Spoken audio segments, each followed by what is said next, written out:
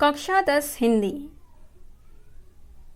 उत्साह अट नहीं रही है, जिसके रचनाकार सूर्यकांत त्रिपाठी निराला जी हैं। इसकी विधा कविता है। आज हम महत्वपूर्ण एमसीक्यू प्रश्न उत्तर लेंगे, ठीक है? तो आप लोग ध्यान से सुनिएगा और वीडियो के अंत तक बने रहिएगा। आपके पास जब तक प्रश्न पढ़ा जाएगा और उसके विकल्प तब तक का समय होगा उत्तर देने के लिए। उत्तर कमेंट करके बताते रहिएगा। तो चलिए शुरुआत करते हैं। प्रश्न 1, बादल गरजों में कवि बादल को गरजने के लिए क्यों कह रहा है? बादल गरजों में कवि बादल को गरजने के लिए क्यों कह रहा है? ऑप्शन ए, लोगों को डराने के लिए, बी, धरती की प्यास बुझाने और दुष्टों को डराने के लिए, सी, बरसने के लिए, या फिर डी, जो गरजते हैं वे बरसते नहीं। तो सही उत्तर यहाँ पे क्या आएगा? ऑप्शन बी, धरती की प्यास बुझाने और दुष्टों को डराने के लिए। आप लोगों को उत्तर अगर आता है तो कमेंट करिए। क्या आएगा उत्तर? धरती की प्यास बुझाने और दुष्टों को डराने के लिए। अगला प्रश्न, नवजीवन वाले कवि किसे कहा गया है? ऑप्शन ए, बादल को, बी, ईश्वर को, सी, कवि को, या डी, धरती को। सही उत्तर यहाँ पे आएगा ऑप्शन सी, कवि को। नवजीवन वाले किसे कहा गया है? कवि को। प्रश्न 3, धरा क्यों तप्त थी? दुखों के कारण, पानी की प्यास के कारण, सी, जलमय होने के कारण, या डी, दुष्टों के पाप के कारण।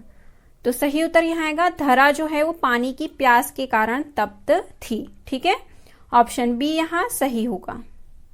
प्रश्न 4, अट नहीं रही है में किसका वर्णन है?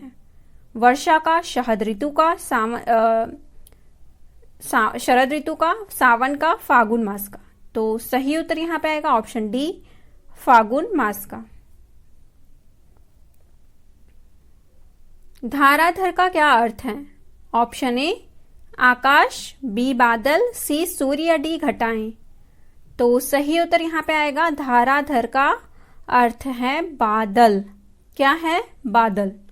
याद रखिएगा, धाराधर का अर्थ बादल है। घेर घेर घोर मगन में कौन सा अलंकार है? घेर घेर घोर मगन में कौन सा अलंकार है? अनुप्रास, बी, पुनरुक्ति, सी, उपमा, या डी, रूपक। तो सही उत्तर यहाँ पे आएगा ऑप्शन ए, अनुप्रास। कौन सा अलंकार है? अनुप्रास।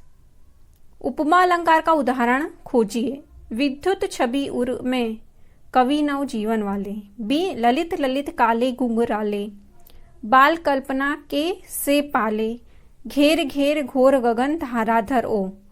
तो सही उत्तर यहाँ पे आएगा बाल कल्पना के से पाले। ठीक है, ये उपमा अलंकार है।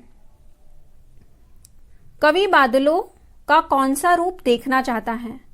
ए, कोमल, बी, उदार, सी, घनघोर, या डी, सुंदर। तो सही उत्तर यहाँ आएगा, कवि जो है वो बादलों का घनघोर रूप देखना चाहता है। कौन सा? घनघोर। तो यहाँ पे ऑप्शन सी जो है वो सही होगा। प्रश्न 9, कवि बादलों में किसके रूप की कल्पना करता है? बाल रूप की, कवि रूप की, कलाकार रूप की, या सुंदर रूप की। तो सही उत्तर यहाँ आएगा, कवि बादलों में कवि रूप की कल्पना करता है। किसकी? कवि रूप की।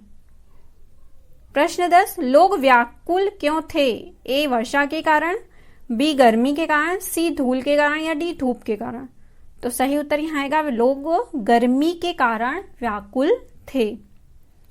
प्रश्न 11, निदाघ का प्रतीकार्थ स्पष्ट कीजिए।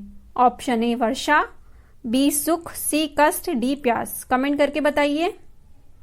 तो सही उत्तर निदाघ का जो अर्थ है वो होगा सी, कष्ट। याद रखिएगा, निदाघ का अर्थ कष्ट है। ऑप्शन सी यहाँ सही होगा। प्रश्न 12, कवि शीतलता लाने के लिए किसे कह रहा है? क्या लाने के लिए? शीतलता। ए, प्रभु को, बी, वर्षा को, सकल जन को, या बादल को। तो सही उत्तर यहाँ आएगा, कवि शीतलता लाने के लिए किसको कह रहा है? बादल को। तप्त धरा का क्या आशय है? संतुष्ट धरती, प्यासी धरती, दुखी धरती, जलती धरती। तो तप्त धरा अर्थात जलती हुई धरती, जो बहुत गर्म हो जाती है। प्रश्न 14, कवि बादलों से क्या निवेदन करता है? धरती पर गरजे, धरती को शीतल कर दे, धरती को दहला दो, धरती पर छा जाओ।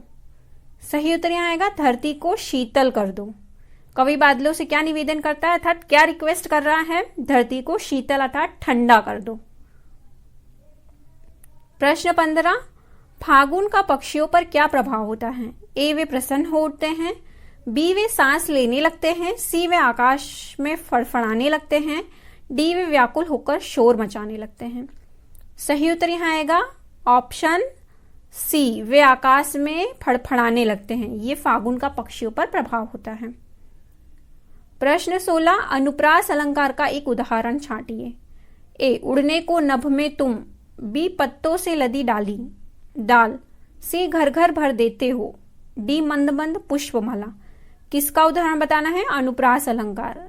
तो उत्तर बताइए यहाँ पे। तो अनुप्रास अलंकार जो है वो सी है ऑप्शन, घर घर भर देते हो। ठीक है, तो यहाँ ऑप्शन सी सही होगा। प्रश्न 17, मंद गंध पुष्पमाल में किस प्रकार के शब्दों का प्रयोग हुआ है? विदेशी, देशज, तद्भव या तत्सम? तो सही उत्तर यहाँ आएगा तत्सम। तत्सम शब्द कौन से होते हैं? जो सीधे संस्कृत से लिए गए हैं, जिनमें कोई बदलाव नहीं किया। तद्भव अर्थात जो संस्कृत से तो लिए गए लेकिन हिंदी में आने के बाद वो बदल गए हैं। ठीक है। प्रश्न 18, सूर्यकांत त्रिपाठी निराला का जन्म कब हुआ था? ए, 1899, बी, सी या फिर डी? तो सही उत्तर यहाँ पे आएगा ऑप्शन ए, सन 1899 में सूर्यकांत त्रिपाठी निराला जी का जन्म हुआ था। सूर्यकांत त्रिपाठी निराला की कविता है लीली, प्रबंध पद, सुकुल की बीवी या डी, परिमल? तो सही उत्तर यहाँ पे आएगा सूर्यकांत त्रिपाठी की निराला की कविता परिमल है। प्रश्न 20, सूर्यकांत त्रिपाठी निराला का उपन्यास है? ए, अप्सरा, बी, गीतिका, सी, चतुरी चमार या डी, अनामिका? तो सही उत्तर यहाँ आएगा ऑप्शन ए, अप्सरा जो है वो उपन्यास है। ठीक है। आज का प्रश्न आप लोगों के लिए, उत्तर कमेंट करके बताइए। देखते हैं कितना याद रहा आप लोगों को। धरा क्यों तप्त थी? दुखों के कारण, बी, पानी की प्यास के कारण, सी, जलमय होने के कारण, डी, दुष्टों के पापों के कारण? वीडियो देखने के लिए धन्यवाद। मिलते हैं अगली क्लास में।